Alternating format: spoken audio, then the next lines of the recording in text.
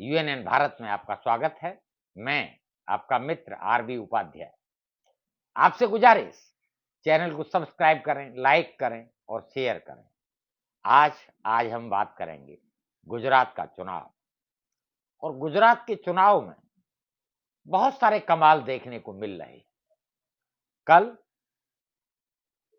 अरविंद केजरीवाल जी का एक ट्वीट जिस पर कुछ नहीं लिखा था, दो तस्वीरें।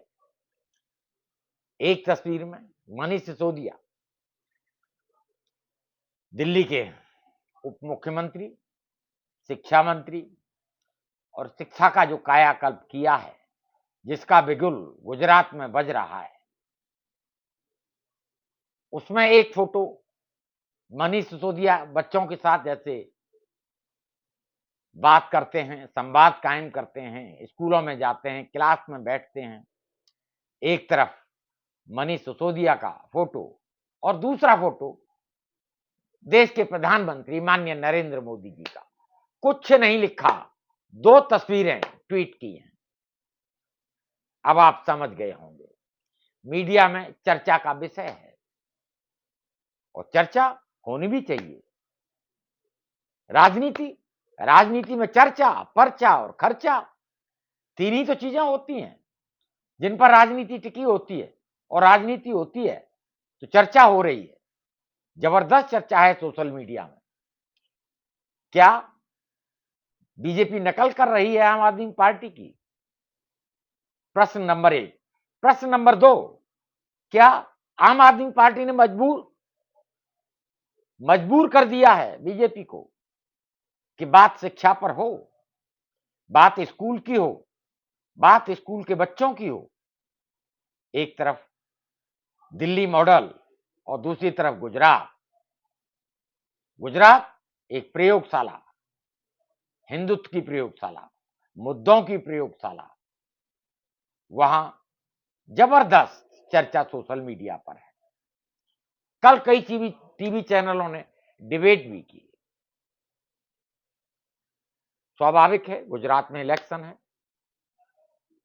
लेकिन पहली बार देखने को मिला कि जाति और धर्म से इतर शिक्षा पर चर्चा हो रही है। ऐसा लगता है आम आदमी पार्टी ने मजबूर कर दिया बीजेपी को, गुजरात की सरकार को, कि शिक्षा पर जवाब देना पड़े। और जवाब भी आया तो उसमें माननीय प्रधानमंत्री जिन बच्चों के साथ बैठे हैं, जो क्लासरूम दिखाया गया, लोगों का यहां तक कहना है कि वो एक स्टूडियो है, स्टूडियो में कुछ बेंच लगाकर कुछ बच्चों को लाकर फोटो शूट किया गया। हकीकत क्या है मैं नहीं कह सकता, लेकिन ऐसा लगा कि पहली बार बीजेपी को मजबूर होना पड़ा है। बीजेपी को मजबूर होना पड़ा है आम आदमी के प्रश्नों के उत्तर देने के लिए। और इसीलिए माननीय प्रधानमंत्री जी बच्चों के बीच बैठकर फोटो खिंचवा रहे हैं। बच्चे नई ड्रेस में हैं, खिड़की समझ में नहीं आती। दूसरा, बेंच भी बहुत ज्यादा नहीं है, कुछ ही बेंच नजर आ रहे हैं, बच्चे भी बहुत ज्यादा नजर नहीं आ रहे। प्रश्न उठना स्वाभाविक है। क्लास में 40, 50, 60 बच्चे होते हैं, क्लासरूम होता है और बच्चे सरकारी स्कूलों के बच्चे, ड्रेस आपने देखा होगा, क्या ड्रेस सेंस होता है, क्या ड्रेस कोड होता है और कैसी ड्रेस में बच्चे आते हैं। तो प्रश्न और चर्चा, मैंने कहा ना, राजनीति में चर्चा, एक पर्चा और खर्चा, तीन ही तो चीज हैं। अब यहां चर्चा भी हो रही है और टीचर भी खड़ी हैं, न पढ़ा रही हैं, बच्चा ब्लैक बोर्ड के सामने खड़ा है। लेकिन अच्छा लगा, आम आदमी पार्टी जिन मुद्दों पर राजनीति करती है, शिक्षा पर, स्वास्थ्य पर, वो जाति धर्म से इतर, जहां कोई बिल्किस बानो की बात करता है, जहां दूसरे मुद्दे मेन स्ट्रीम में होते हैं, हिंदू, मुस्लिम, पाकिस्तान, अफगानिस्तान, वहीं केजरीवाल, आम आदमी पार्टी मुद्दों की बात करते हैं।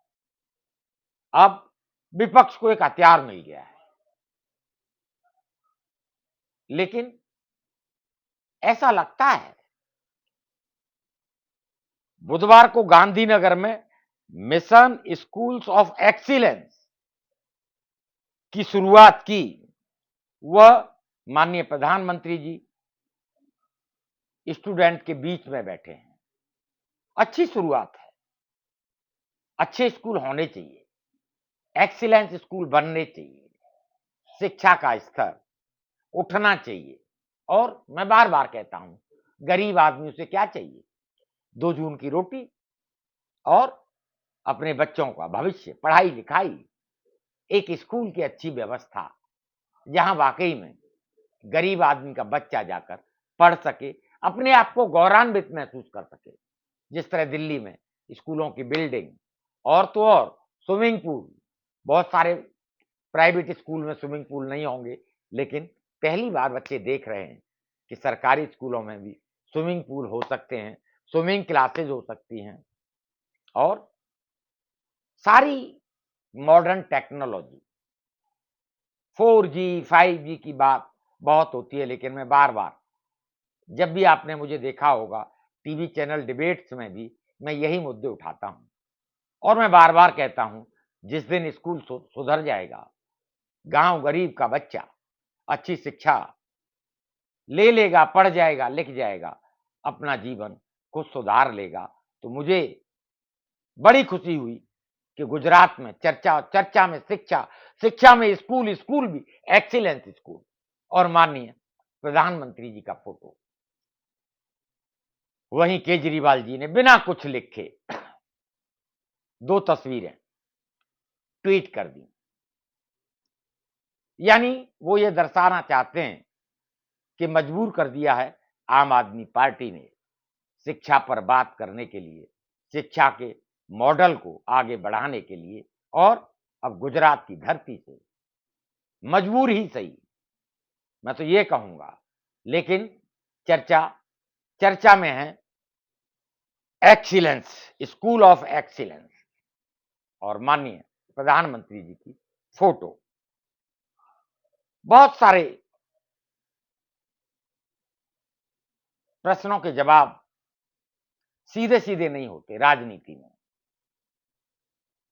लेकिन जब सवाल उठते हैं तो दूर तक जाते हैं, उनकी खनक, उनकी धमक दूर तक जाती है। ऐसे में गुजरात में इलेक्शन चल रहा है, इलेक्शन के बीच में ऐसी तस्वीर आना कहीं ना कहीं उस गरीब गांव के मजदूर सकून देती है।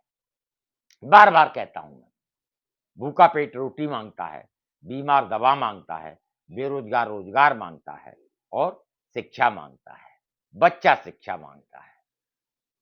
सरकारों की जिम्मेदारियां हैं, लेकिन वही उदासीनता, टूटे हुए स्कूल, ब्लैक बोर्ड नहीं, बैठने के लिए कुर्सियां नहीं, बेंच नहीं।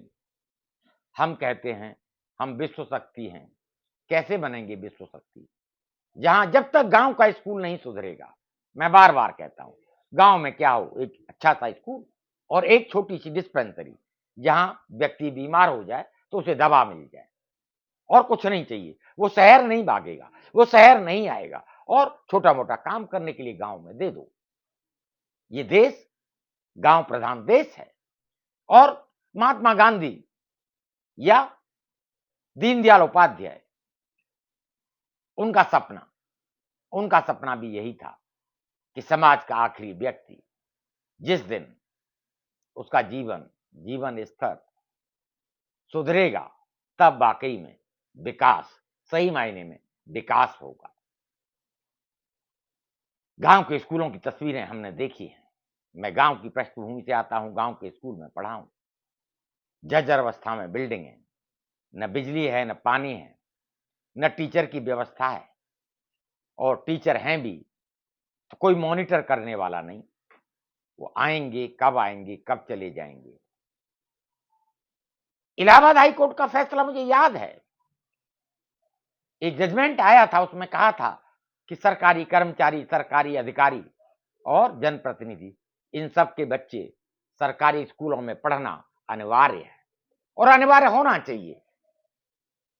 जब उसी स्कूल में, सरकारी स्कूल में डीएम का बच्चा पढ़ेगा, एसएसपी का बच्चा पढ़ेगा, तहसीलदार का बच्चा पढ़ेगा, तो न वहां टीचर गैर हाजिर होगा और न वहां पानी की कमी होगी, न बिजली की कमी होगी, सारी सुविधाएं आपको मिलेंगी। लेकिन व्यवस्था ने उसे लागू नहीं होने दिया। हाई कोर्ट का फैसला लागू नहीं हुआ, धता बताते हुए। तो प्रश्न उठने स्वाभाविक हैं, प्रश्न उठ रहे हैं, और अब प्रश्न उठ रहे हैं गुजरात की धरती से, जहां 27 साल से बीजेपी सत्ता में है। ये बात अलग है। 2017 में सीटें और 2012 में, और उससे पहले 2007 में। 2007 में जितनी सीटें थी उतनी 2012 में नहीं आई, जितनी 2012 में थी उतनी 2017 में नहीं आई। अब 2022 हम सबके सामने है। सीटों की संख्या हर इलेक्शन में बीजेपी की घटी है। ऐसे में पहले गुजरात में कांग्रेस वर्सेस बीजेपी, दो पार्टियों के बीच मुकाबला होता था। अब आम आदमी पार्टी ने वहां दस्तक दी है, अपनी धमक दी है, और उसकी खनक दूर तक जा रही है, दिखाई दे रही है। नई शिक्षा नीति अंग्रेजी से जुड़ी गुलाम मानसिकता से उबारेगी। नई शिक्षा नीति पर बात हो रही, नए स्कूलों पर बात हो रही है, फोटो शूट हो रहा है, प्रधानमंत्री जी भी फोटो खिंचवा रहे हैं, मनीष सिसोदिया के फोटो पहले से उपलब्ध हैं। ऐसे में आप क्या सोचते हैं, कमेंट बॉक्स में जाकर कमेंट्स करें। आपके कमेंट्स हमारा मार्गदर्शन करते हैं। और पुनः गुजारिश करूंगा, चैनल को सब्सक्राइब करें, लाइक करें, शेयर करें। नमस्कार।